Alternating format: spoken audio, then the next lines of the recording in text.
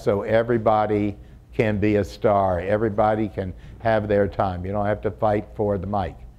So take advantage of the size, take advantage of the professionals that you have with you, and most importantly, enjoy, have fun, because it is a great experience. How excited we are to live in the best country in the world with technology that we never would have thought of before, and now the opportunity not only to help the people in our own backyard, but taking that technology to help our troops and civilians fighting for our freedoms abroad. It's exciting times, ladies and gentlemen, and thank you for sharing them with us. Florida is about to undergo some changes as well. We are looking to the future, and even though people think that tourism has taken over the economy, we know our agrarian base, we know the production value of the land in Florida, the waters, the streams, the ports. It is a environment that we couldn't have dreamed up ourselves. Only the good Lord could have formed all the natural resources and all of the benefits that we have to use in developing good agricultural and business practices in Florida, and protecting the consumers while we're at it. One of the leaders in championing those causes, from championing the protection of safe foods out to the consumers, to having been a fifth generation farmer himself, is a congressman who has been a supporter and a steadfast advocate for farmers, large and small, for consumers of every walk, and a person that has grounded family values.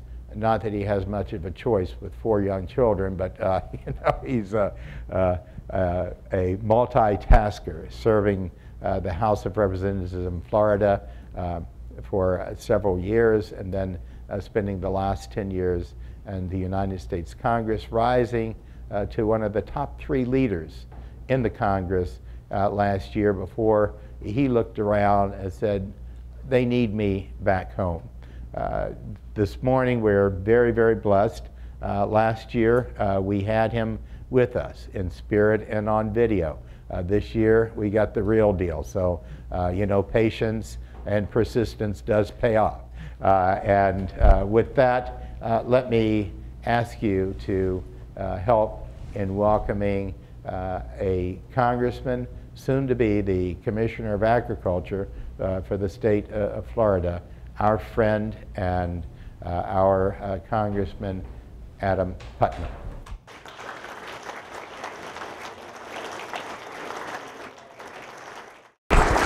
Glad to have you here. You bet.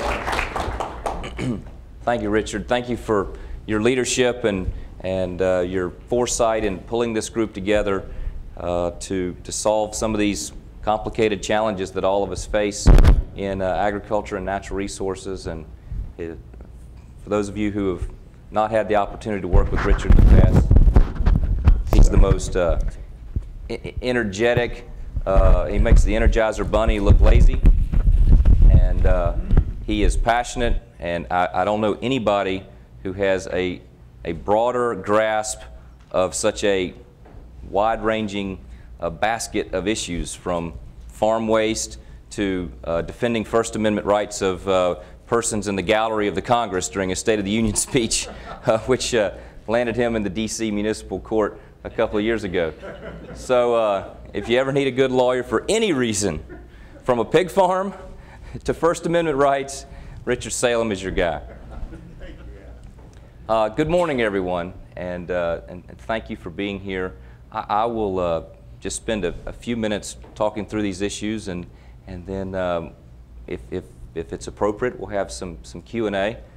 I'm going to begin with something of a congressional overview, and then drill down into some of the bit more specific issues related to this summit. And then, but frankly, this is one of those opportunities where I'd much rather be in the opposite role. I'd rather be listening to some of the work that all of you are doing around the country, because that's the most beneficial product of these exchanges. First of all, where we stand, we have been wildly successful as a nation since World War II in establishing food security, food independence, something very different from where we stand as it relates to energy. We in agriculture are probably the most efficient industry known to man, with somewhere between 1.5% and 3% of the population producing such an abundance of food that one of our greatest public health threats is obesity. Meanwhile, the rest of the world has hundreds of millions of people who live on less than $1 a day and face basic nutritional challenges that have been foreign to this country for a very long time.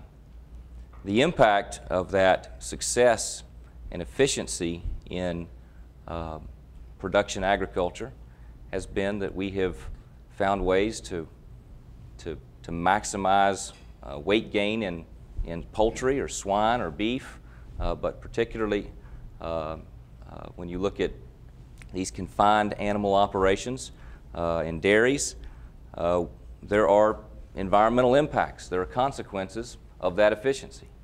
And so as much as anything, as much as I'm here to talk to you about the congressional report, I'm here to hear from you how you're going to help us solve these problems, that as much progress as we have made in being able to feed ourselves and export to the rest of the world, how can we collectively deal with the ramifications of what that efficiency has given us?